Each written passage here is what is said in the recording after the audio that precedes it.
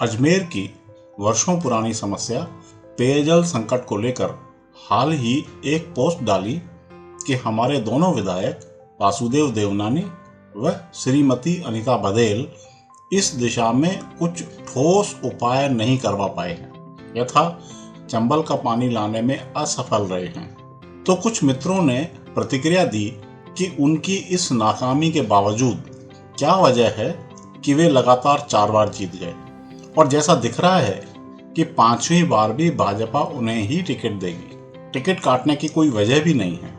बेशक प्रतिक्रिया में दम है, लोग उनके कामकाज से संतुष्ट हैं, तभी तो वे लगातार जीत रहे हैं। इसमें कोई दो राय नहीं कि दोनों निरंतर जनसंपर्क करते हैं, कोई बड़ा राजनीतिक दाग भी उन पर नहीं है, रूटीन के सभी कामों से जुड़े रहते हैं। मगर पिछले 18 साल में एक भी ऐसा बड़ा या महत्वाकांक्षी काम नहीं करवाया जिसके लिए लोग उन्हें वर्षों तक याद करें कि यह उनकी देन है। जैसे भूतपूर्व मंत्री स्वर्गीय श्री किशन मोटवानी के लिए कहा जाता है कि बीसलपुर परियोजना उनकी देन है। जैसे यूआईटी के तत्कालीन अध्यक्ष श्री ओंकार सिंह लखावत का नाम तारागढ़ संपर्क सड़क व पृथ्वीराज चौहान स्मारक के साथ जोड़ा जाता है। बावजूद इसके देवनानी व अनीता जीत का चौका लगा चुके हैं तो जरूर कोई राज होगा। ऐसा लगता है कि उन्हें जीतने की कीमिया तो ठीक से समझ में आ गई है, मगर सरकार की आंख में आंख डालकर अजमेर की मांग पूरी करवाने की तकनीक अभी समझ से दूर है।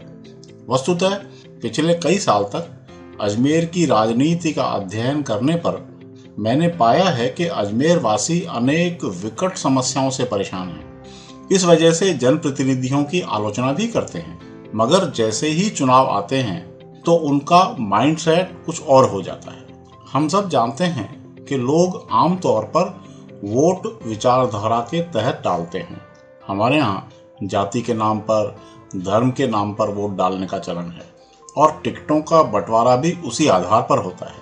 होता यह है कि जैसे ही वोट डालने का वक्त आता है तो कांग्रेस विचारधारा का वोटर राज्य में कांग्रेस की सरकार बनाने के लिए आगे आता है, तो भाजपा विचारधारा का मतदाता भाजपा को सत्ता में लाने की कोशिश करता है। केवल फ्लोटिंग वोट ही इधर उधर होता है।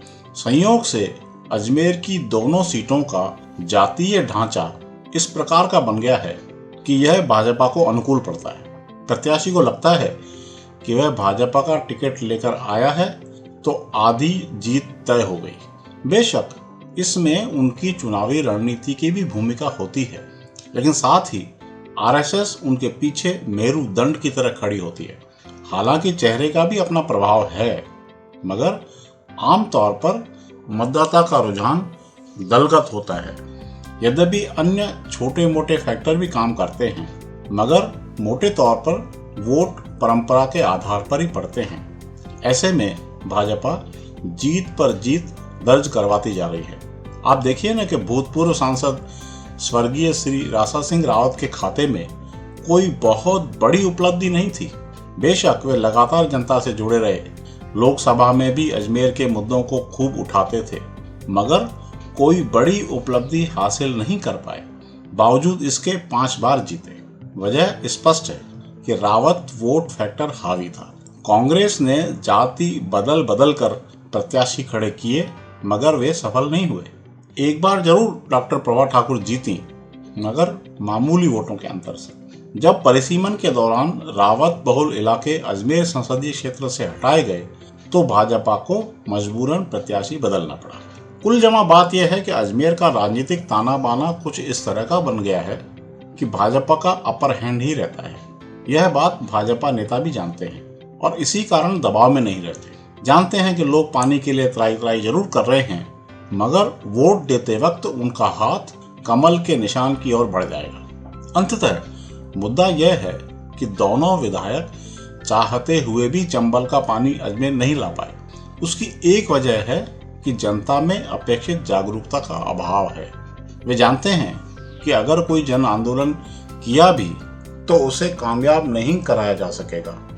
जैसे कांग्रेस व भाजपा के दिग्गज नेताओं की घोषणाओं के बाद भी ब्यावर के भाजपा विधायक श्री शंकर सिंह रावत ब्यावर को जिला नहीं बनवा पाए, जबकि उन्होंने तो बाकायदा बड़ा आंदोलन भी किया।